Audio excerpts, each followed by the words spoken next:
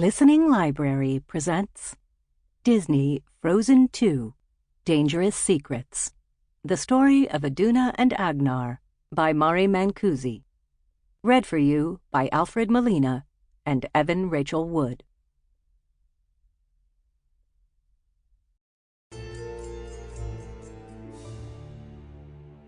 Only Auduna knows.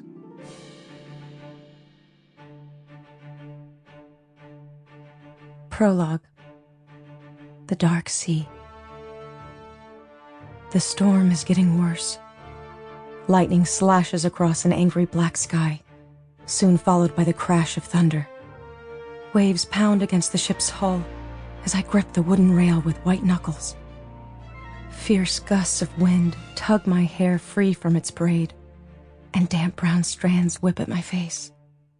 I don't dare let go to brush them away. Instead, I keep my eyes on the sea, looking for her. In some ways, I've spent my entire life looking for her. And tonight, my journey may finally come to an end. Unfinished. Unfound. Auduna, please, I need you. Perhaps she never existed at all. Perhaps she was simply a myth.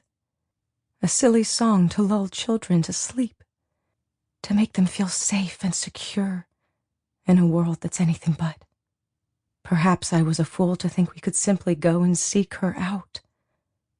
Learn the mother's secrets. I do know something about a mother's secrets. Another wave sweeps in, bashing against the ship's hull, sending a spray of icy seawater splashing at my face. I stumble backward, momentarily blinded by the salt stinging my eyes. A strong pair of hands clamps down on my hips. A solid chest at my back keeps me upright. I turn, already knowing whom I'll find standing tall behind me. The man who has been with me almost my entire life. The man who has made me laugh and cry more than anyone else in the world. My husband, the father of my daughters, my enemy, my friend, my love.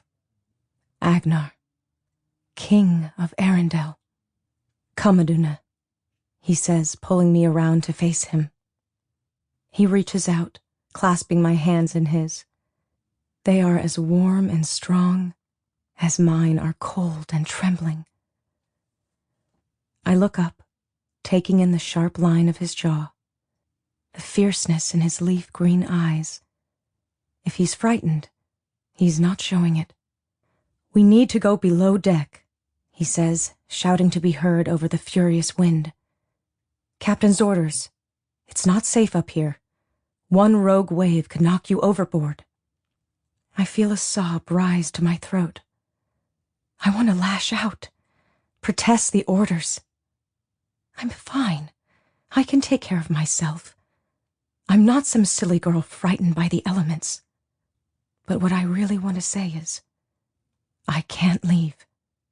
I haven't found her yet. If I go below, I may never find her. And if I don't, Elsa, my sweet Elsa, my dear Anna. Agnarr gives me a pointed look. I sigh, untangling my hands from his, and begin stumbling toward the stairs that lead to our cabin below, on legs unaccustomed to rough seas. I'm almost there, when the ship suddenly pitches hard to the left, and I lose my footing, grabbing onto the railing to save myself. I can feel a few of the crew watching me with concern, but I push forward, keeping my head held high. I am a queen, after all. There are certain expectations. Once below, I push open our cabin door and move inside, letting it bang shut behind me. The captain has given us his cabin for the journey, which I insisted wasn't necessary, but I was overruled. It's the only cabin suited for a fine lady, he protested, because that's how he sees me. That's how they all see me now. A fine lady. A perfectly poised Arendellian queen. But now, at last, Agnarr knows the truth. I ease myself down on the bed, reaching to grab my knitting needles and my half-finished project. An inappropriate task under the circumstances, but perhaps the only thing that might steady my hands. My pounding heart. I can hear Agnarr push open the door, his strong, solid presence filling the room. But I don't look up. Instead, I start to knit as the ship rocks beneath my feet. It's dark down below. Too dark to really see the delicate yarn, but my hands are sure and true. The repetitive motions as natural and familiar to me as taking in air. Yelena would be proud. Yelena, is she still out there, in the Enchanted Forest, still locked in the mist? Only Ahtohallan knows. Suddenly, I want to throw my needles across the room, or collapse on the bed in tears. But I do neither, keeping my attention on the unfinished shawl, forcing myself to let each stitch lull me into something resembling comfort. Agnarr pulls out a wooden stool from the captain's desk, sitting down across from me. He picks up a corner of the unfinished shawl, running his large fingers across the tiny stitches.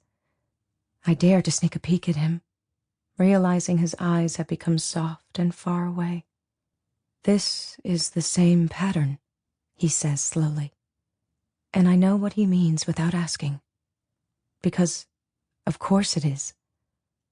I hadn't even realized it when I started. But of course it is. The same pattern as the shawl my mother knitted me when I was a baby. The shawl that saved his life. It's an old Northuldra pattern, I explain, surprised how easily the words leave my mouth now that the truth is known. Belonging to my family. I pick up his hand and place it on each symbol in turn. Earth, fire, water, wind. I pause on the wind symbol, thinking back to Gale. It was the wind spirit who helped me save your life that day in the forest. He gives a low whistle. A wind spirit? If only I'd known, he says, reaching up to brush his thumb gently across my cheek. Even after all these years, his touch still sparks a longing ache deep inside. And it's an imperative, not an option, to drop my needles, to return the gesture, to run my fingers against the light stubble of his jaw. It would have made my stories to the girls so much more interesting. I smile at this. I can't help it. He has always found a way to help me find sunshine amidst the gloomiest of days. It's strange, though, to realize he knows everything now, after a lifetime overshadowed with secrets. It should feel freeing, but in truth, it still scares me a little, and I find myself glancing at him when he doesn't know I'm looking, trying to see, trying to know whether the truth has changed his feelings toward me. Does he resent me for keeping so much from him for so long? Or does he truly understand why I did it? If we survive this night, how will things change between us? Will the truth bring us closer together, or tear us apart? Only Ahtohallan knows. I reach out and take Agnar's hands in mine, meeting his deep green eyes with my blue ones. I swallow down the lump in my throat that threatens to choke me and force another smile. I will never forget that day. I start with a whisper, not sure he can even hear me over the tempest outside. That horrible, wonderful day. Tell me, he whispers back, leaning in close. I can feel his breath on my lips. Our faces are inches away. Tell me everything. I swallow all the words that threaten to jump out of my throat in a hurried rush, throwing myself back on the bed, staring up at the wooden-beamed ceiling. After I breathe calmly, I say, that might take all night. Sample complete. Ready to continue?